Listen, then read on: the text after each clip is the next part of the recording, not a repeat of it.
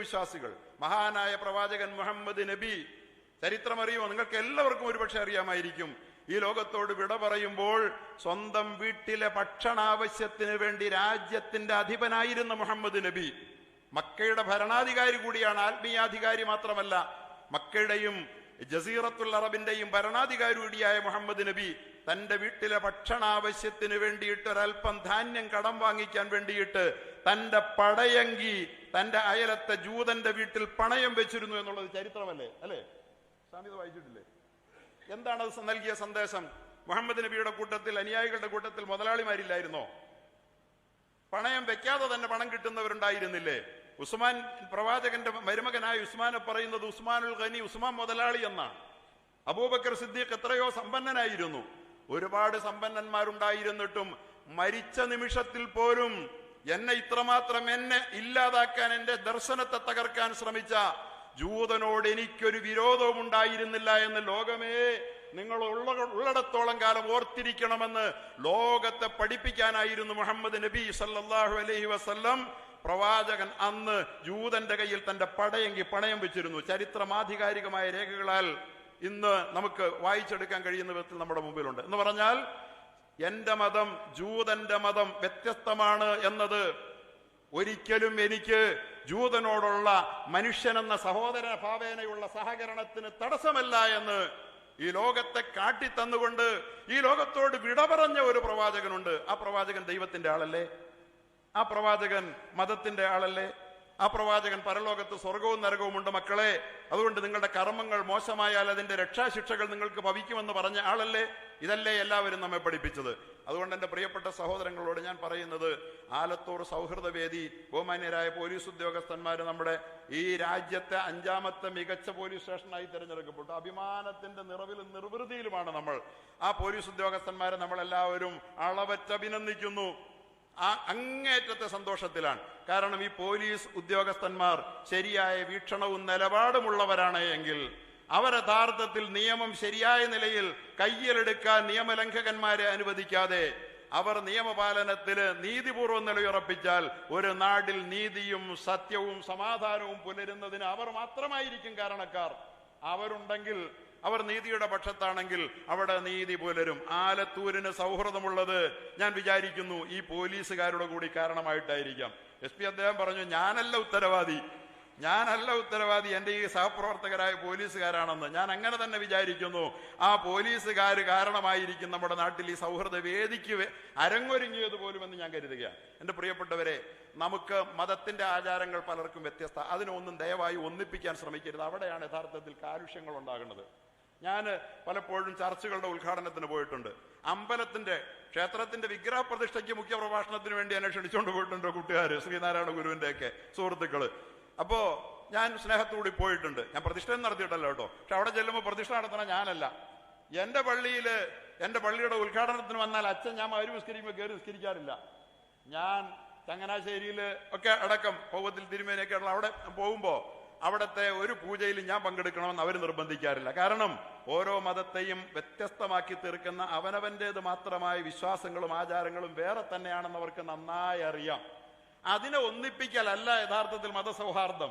ഇവിടെ ചിലരൊക്കെ മതസൗഹാർദ്ദം എന്ന് വിചാരിക്കുന്ന ഇതങ്ങ് ഒന്നിപ്പിക്കാൻ ശ്രമിക്കുക. അതല്ല, അതൊക്കെ അങ്ങനെ തന്നെ നടക്കട്ടെ. ആ സ്വാതന്ത്ര്യം അവർക്ക് വിട്ടുകൊടുത്തിട്ട് നമുക്ക് മനുഷ്യരെന്നുള്ള നിലയിൽ ഒരുമിച്ചിരിക്കാവുന്ന, ചേർന്നിരിക്കാവുന്ന, മടിയിലിരിക്കാവുന്ന, ഒന്നിച്ചുണ്ണാവുന്ന, ഒന്നിച്ചുറങ്ങാവുന്ന, ഒന്നിച്ച് കാണാവുന്ന, ഒന്നിച്ച് കേൾക്കാവുന്ന ഒരുപാട് സംഗതികളില്ലേ? അതിന് നമ്മൾ ഒന്നിക്കുക. നമ്മൾ അത്തരം പരിപാടികൾ ആവിഷ്കരിക്കുക. ഓരോ നാട്ടിലും ഈ സൗഹൃദ വേദി അതിനൊരു തുടക്കമാകട്ടെ, മറ്റു നാടുകൾക്കത് മാതൃകയാകട്ടെ. എല്ലാവർക്കും ഒന്നിച്ച് പ്രവർത്തിക്കാവുന്ന കുറെ നന്മകൾക്ക് വേണ്ടിയിട്ട് ഒരു സൗഹൃദ വേദി എല്ലാ മതവിഭാഗങ്ങളുടേതുമായി എല്ലാ നാട്ടിലും ഉണ്ടാകേണ്ടതുണ്ട്. ഇവിടെയും അതുണ്ടാകണം. പ്രവാചകൻ എന്താ നന്മ എന്ന് പറഞ്ഞാൽ എന്താ? തബസ്സുമുക അലാ വജ്ഹി അഖീക സദഖ. ഒരു കാര്യം ഓർത്തുകൊള്ളണം, നമ്മളിൽ മനുഷ്യരാവുക എന്ന് പറഞ്ഞാലേ നന്മ പ്രസംഗിച്ചുകൊണ്ട് നമ്മൾ മനുഷ്യരാകൂല. ഞാൻ അവസാനിപ്പിക്കാൻ നേരം തോന്നുന്നു, ഞാൻ നിർത്തുകയാണ്. നന്മ പ്രസംഗിക്കാൻ നമുക്ക് എല്ലാവർക്കും വളരെ എളുപ്പമാണ്. പക്ഷെ പ്രസംഗിച്ചതുകൊണ്ട് ഈ ലോകത്തൊരു നന്മ ഉണ്ടായിട്ടില്ല.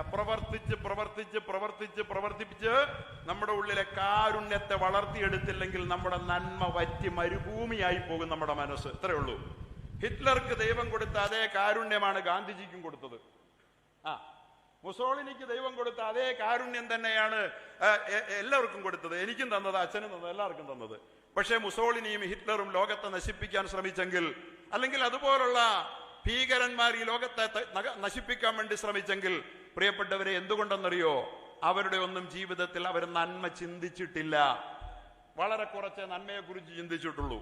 നന്മയുടെ വർത്തമാനങ്ങൾ അവരുടെ നാവുകളിൽ നിന്ന് വന്നിട്ടില്ല. നന്മയുടെ വർത്തമാനങ്ങൾ ഇന്ന് നമ്മുടെ ഇന്ത്യയിൽ നടക്കുന്ന പോലെ ഹെയ്റ്റ് ക്യാമ്പയിൻ, തിന്മയുടെ വെറുപ്പിന്റെ വർത്തമാനങ്ങൾ, അങ്ങനെ തന്നെ അവർ പറഞ്ഞ് ശീലിച്ചു പോയി. നന്മയുടെ കൊച്ചു കൊച്ചു പ്രവർത്തനങ്ങൾ ജീവിച്ച് അവരുടെ ഉള്ളിലെ കരുണയെ വളർത്താൻ അവർക്ക് കഴിഞ്ഞില്ല. അതുകൊണ്ട് മഹാനായ പ്രവാചകൻ പറഞ്ഞു, മനുഷ്യരെ, നിങ്ങൾ നിങ്ങളുടെ നന്മകളെ, വലിയ നന്മകൾ ചെയ്യാൻ കാത്തിരിക്കാതെ, നിങ്ങളുടെ ഉള്ളിലെ കരുണ ചോർന്നുപോയി, ചെയ്യാതെ പറയാതെ ചിന്തിക്കാതെ കരുണകൾ, കാരുണ്യ പ്രവർത്തികൾ, കാരുണ്യ ചിന്തകൾ, കാരുണ്യ പ്രവർത്തനങ്ങൾ ചെയ്ത് നിങ്ങളുടെ ഉള്ളിലെ കരുണയെ വളർത്തിയെടുക്കാൻ നിങ്ങൾ ശ്രമിച്ചില്ലെങ്കിൽ നിങ്ങളുടെ കരുണ വറ്റി നിങ്ങളുടെ മനസ്സ് ക്രൂരതയുടെ, കാരുണ്യത്തിന്റെ, സ്നേഹത്തിന്റെ മരുപ്പറമ്പായി മാറും. അതുകൊണ്ട് നിങ്ങൾ കടന്നു പോകുന്ന ഓരോ വഴികളിലും, ഞാൻ ഈ ആലത്തൂർ സൗഹൃദ വേദിയോട് പറയുകയാണ്, നിങ്ങൾ വലിയ സാമ്പത്തിക പദ്ധതികളൊന്നും ആദ്യം ഏറ്റെടുക്കണ്ട. പ്രവാചകൻ ഒരു കാര്യം പറഞ്ഞു, പ്രവാചകൻ പറഞ്ഞതുകൊണ്ടല്ല, നമുക്ക് വളരെ എളുപ്പമാണ്. തബസ്സുമുക്കാല വജിഹി അഖീക സദക്ക, നിന്റെ സഹോദരനെ കാണുമ്പോൾ മുഖത്ത് നോക്കി ചിരിക്കൽ പുണ്യമാണ്, മതി. ഈ സൗഹൃദ വേദിയും ഈ ആലത്തൂരും നടന്നു പോകുമ്പോൾ വഴിയിൽ കാണുന്ന ഏതൊരാളെ കാണുമ്പോഴും ഒന്ന് പുഞ്ചിരിച്ചുകൊണ്ട്, ഞാനൊക്കെ പണ്ട് എൻ്റെ നാടുകളിൽ, എൻ്റെ അയലോക്കത്ത് രവിച്ചേട്ടനാണ്, അപ്പുറത്ത് പാപ്പച്ചൻ ചേട്ടനാ, ഞങ്ങൾ തെരുവിലൂടെ വരുമ്പോൾ ഏതെങ്കിലും ഒരു ചേട്ടനോ ഒരു ചേച്ചിയോ ഒരു ഇക്കായായിരിക്കും കാണുക. ആരെന്റെ കുട്ടിപ്രായത്തിൽ പോലും ഞാൻ കടന്നു പോകുമ്പോൾ, ചേട്ടാ എങ്ങോട്ട് പോയി എന്ന് ചോദിക്കാതെ ഇന്നോളം കടന്നു പോയിട്ടില്ല. ഇന്ന് നമുക്കത് സാധിക്കുന്നുണ്ടോ? ഒരു പുഞ്ചിരി സമ്മാനിക്കാതെ, ഒരു സലാം പറയാതെ, ഒന്ന് കൈപൊക്കി കാണിക്കാതെ നമുക്ക് കടന്നു പോകാൻ കഴിയാതിരുന്നാൽ, ഓക്കെ, ഞാൻ അവസാനിപ്പിക്കുകയാണ്. അതുകൊണ്ട് ഇതാണ് യഥാർത്ഥത്തിൽ വേണ്ടത്.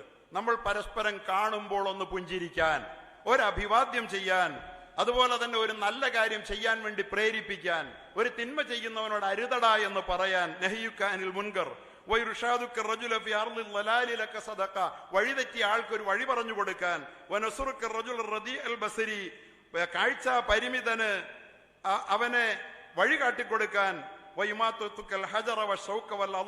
കല്ലും മുള്ളും എല്ലും വഴിയിൽ നിന്ന് നീക്കം ചെയ്ത് യാത്ര മനുഷ്യർക്ക് സുഖമാക്കി കൊടുക്കാൻ, ഇങ്ങനെയുള്ള പ്രവർത്തനങ്ങൾ നമ്മുടെ ആലത്തൂർ സൗഹൃദ വേദിയുടെ അജണ്ടയായാൽ നമുക്ക് ഒരു ദിവസവും ഒന്നും ചെയ്യാനില്ല എന്ന അവസ്ഥ ഒരിക്കലും ഉണ്ടാവില്ല. നന്മയ്ക്ക് വേണ്ടി മത ജാതി ഭേദങ്ങൾക്കതീതമായി നമുക്ക് ഒരുമിക്കാൻ കഴിയും. അതിന് സാധ്യമാകട്ടെ എന്ന് മാത്രം ആത്മാർത്ഥമായി ആഗ്രഹിച്ചുകൊണ്ട്, അത്തരമൊരു പ്ലാറ്റ്ഫോമിന് ഇവിടെ വേദി ഒരുങ്ങുമെങ്കിൽ ഇത് ലോകത്തിന് നന്മകൾ മതജാതി ചിന്തകൾക്ക് അതീതമായി, അല്ലെങ്കിൽ അധീനമായി, ഞാൻ അങ്ങനെ പറയട്ടെ, മതചിന്തയ്ക്ക് അതീതമായിട്ടല്ല.